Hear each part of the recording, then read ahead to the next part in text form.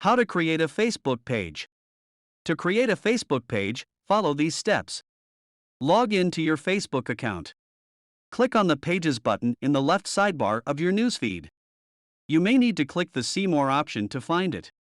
Click on the Create Page button located in the top right corner of the screen. Choose the type of page you want to create. There are different types of pages to choose from, such as a business page, community page, or personal blog page. Enter the details for your page, such as the name and category. Add a profile picture and cover photo to your page.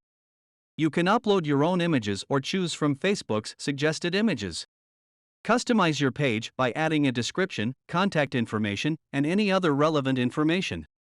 Click on the Create Page button to publish your page. Once you've created your Facebook page, you can start posting updates, photos, and videos to engage with your audience. You can also invite people to like your page and share your content to reach a wider audience.